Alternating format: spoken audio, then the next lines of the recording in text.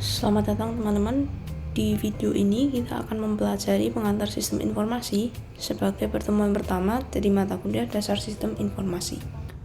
Pertama-tama kita akan mengetahui definisi dari data, informasi, dan pengetahuan.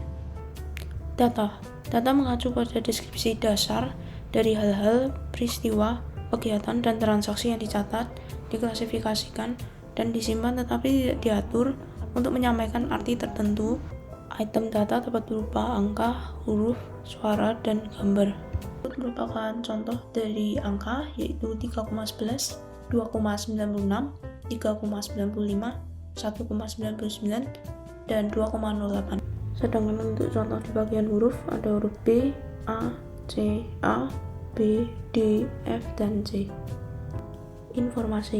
Informasi mengacu pada data yang telah diorganisasikan sehingga memiliki arti dan nilai bagi penerimanya.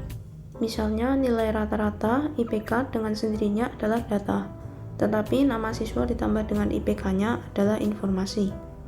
Penerima menafsirkan makna dan menarik kesimpulan dan implikasi dari informasi. Sekarang kita akan mengetahui tentang bagaimana informasi terbentuk. Pertama-tama kita harus memiliki data yang ditambah dengan konteks sebagai proses transformasi sehingga terbentuklah informasi. Untuk itu kita perlu mengetahui macam-macam proses transformasi. Proses yang pertama adalah classification atau klasifikasi, yaitu melakukan kategorisasi terhadap data. Proses yang kedua adalah rearranging atau sorting atau menyusun kembali. Mengorganisir data sehingga item data dikelompokkan bersama atau ditempatkan berdasarkan urutan tertentu. Contohnya adalah data pegawai diurutkan berdasarkan nama depan atau gender. Proses yang ketiga adalah aggregating atau penggabungan. Jadi proses ini membuat summary seperti menghitung rata-rata, total, atau subtotal. Proses yang keempat adalah calculation atau perhitungan. Contohnya, melakukan perhitungan pendapatan kotor pegawai dengan melakukan perkalian antara jam kerja dengan tarif kerja per jam. Proses yang kelima adalah selection atau pemilihan. Proses ini memilih atau mengabaikan berdasarkan kriteria pemilihan. Contohnya, untuk melakukan pemasaran, dipilih pelanggan yang potensial yang diseleksi berdasar tingkat pendapatannya. Sekarang kita juga akan mengetahui mengenai definisi dari pengetahuan. Jadi, pengetahuan itu terdiri dari data dan atau informasi yang telah diatur dan diproses untuk menyampaikan pemahaman, pengalaman, akumulasi pembelajaran, dan keahlian yang diterapkan pada masalah bisnis saat ini. Contoh yang pertama adalah sebuah perusahaan yang merekrut di sekolah Anda telah menentukan dari waktu ke waktu bahwa siswa dengan IPK di atas 3,0 telah mengalami kesuksesan terbesar dalam program manajemennya. Berdasarkan akumulasi pengetahuan ini, perusahaan tersebut dapat memutuskan untuk mewawancarai hanya siswa dengan IPK di atas 3,0. Berdasarkan tabel di bawah ini, kita dapat informasi satu yaitu John Jones memiliki IPK yang tinggi. Kemudian informasi yang kedua yang kita dapatkan adalah IPK yang dimiliki John Jones melebihi persyaratan minimal untuk melamar pekerjaan. Mari kita perhatikan di gambar di kanan ini. Untuk data, kita bisa mendapatkan yaitu lampu tanda penyeberangan sedang menyala berwarna hijau, lampu tanda penyeberangan yang berwarna merah sedang mati, dan ada 5 orang pejalan kaki sedang menyeberang.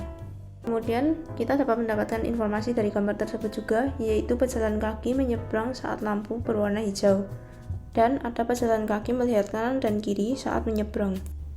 Pada akhirnya, kita dapat mengetahui mengenai pengetahuan yang bisa diambil dari gambar tersebut, yaitu pejalan kaki perlu berhati-hati saat menyeberang. Karena teman-teman semua sudah mengetahui apa itu data, informasi, dan pengetahuan, sekarang coba tentukan berdasarkan ketiga pernyataan di bawah ini. Nomor 1 yaitu Jalan Sudirman macet parah. Nomor 2 yaitu pengendara mobil mengambil jalan alternatif Tanah Abang. Dan yang ketiga ada 500 mobil sedang melalui Jalan Jenderal Sudirman. Definisi dari sistem yaitu sekumpulan elemen-elemen yang saling berinteraksi untuk mencapai tujuan. Definisi dari sistem informasi adalah sekumpulan elemen-elemen yang saling berinteraksi untuk mengumpulkan input, membuat atau memanipulasi proses, menyimpan dan mendistribusikan output data atau informasi, serta memberikan perbaikan atau feedback guna mencapai tujuan. Dan sebagai contoh di sistem informasi ada contohnya sistem penggajian. Di sistem penggajian ini kita menginput identitas pegawai, jumlah jam kerja pegawai. Kemudian sistem tersebut akan memproses dengan cara jam kerja dikonversikan menjadi gaji dengan nomor hitungan gaji, lembur, atau komponen yang lain beserta pajak. Kemudian sistem tersebut akan mengeluarkan output, yaitu daftar atau report gaji pegawai dan report gaji total yang dibayarkan. Nah, untuk feedbacknya berdasarkan input yang dimasukkan adalah andaikan ada batasan jumlah jam kerja maksimal adalah 100 jam per minggu, apabila ada kesalahan entry yang dimasukkan adalah 400 bukan 40 jam, maka sistem akan memberi feedback bahwa angka yang dimasukkan tidak valid. Definisi sistem informasi berbasis komputer. Sistem informasi adalah kombinasi dari perangkat keras, perangkat lunak, dan jaringan telekomunikasi basis data, manusia, dan prosedur yang digunakan untuk mengumpulkan, membuat, dan mendistribusikan data yang berguna dalam sebuah organisasi. Berikut merupakan ilustrasi yang bisa membantu untuk memahami sistem informasi berbasis komputer, yaitu ada telekomunikasi, basis data, perangkat lunak, perangkat keras, dan juga manusia. Sekarang kita akan mendalami berbagai karakteristik informasi. Karakteristik informasi yang pertama adalah accurate atau tepat. Informasi yang akurat bebas dari kesalahan. Dalam beberapa kasus, informasi yang tidak akurat dihasilkan karena data yang tidak akurat dimasukkan ke dalam proses transformasi. Biasanya disebut garbage in, garbage out. Karakteristik yang kita bisa temukan di informasi berikutnya adalah complete, yaitu lengkap. Informasi lengkap memuat semua fakta penting. Misalnya, dalam laporan investasi ada yang tidak mencantumkan semua biaya penting, berarti informasi tersebut tidak lengkap. Karakteristik yang berikutnya adalah economical atau ekonomis. Informasi juga harus relatif ekonomis untuk diproduksi. Pengambil keputusan harus selalu menyeimbangkan nilai informasi dengan biaya produksinya. Karakteristik informasi yang keempat adalah fleksibel. Informasi yang fleksibel dapat digunakan untuk berbagai tujuan. Misalnya, informasi mengenai berapa banyak persediaan yang tersedia untuk suatu bagian tertentu dapat digunakan oleh perwakilan penjualan dalam menutup penjualan, oleh manajer produksi untuk menentukan apakah diperlukan lebih banyak persediaan, dan oleh eksekutif keuangan untuk menentukan nilai total barang tersebut di mana perusahaan telah berinvestasi dalam persediaan. Karakteristik informasi yang kelima adalah reliable atau dapat diandalkan. Informasi dapat diandalkan dapat bergantung pada informasi atau hal lain. Dalam banyak kasus, keandalan informasi bergantung pada keandalan metode pengumpulan data. Dalam kasus lain, keandalan bergantung pada sumber informasi. Rumor yang tidak diketahui sumbernya bahwa harga minyak akan naik mungkin tidak termasuk dapat diandalkan. Karakter informasi yang keenam adalah relevan atau relevan. Informasi yang relevan penting bagi pengambil keputusan. Informasi bahwa harga kayu mungkin turun mungkin tidak relevan bagi produsen chip komputer. Karakteristik informasi yang ketujuh adalah simple atau sederhana. Informasi juga harus sederhana, tidak terlalu rumit. Informasi yang canggih dan terperinci mungkin tidak diperlukan. Faktanya, terlalu banyak informasi dapat menyebabkan information overload, sehingga pengambil keputusan mempunyai terlalu banyak informasi dan tidak mampu untuk menentukan apa yang sebenarnya penting. Karakteristik berikutnya adalah timely atau tepat waktu. Informasi tepat waktu disampaikan ketika dibutuhkan. Mengetahui kondisi cuaca minggu lalu tidak akan membantu ketika mencoba memutuskan apa yang akan digunakan hari ini. Yang berikutnya adalah verifiable, yaitu dapat diverifikasi. Informasi harus dapat diverifikasi. Anda dapat memeriksa kebenarannya, mungkin dengan memeriksa banyak sumber Anda akan mendapatkan informasi yang sama juga. Karakteristik informasi yang berikutnya adalah accessible atau mudah diakses. Informasi harus mudah diakses oleh user yang berwenang agar dapat diperoleh dalam format yang tepat dan pada waktu yang tepat untuk memenuhi kebutuhan.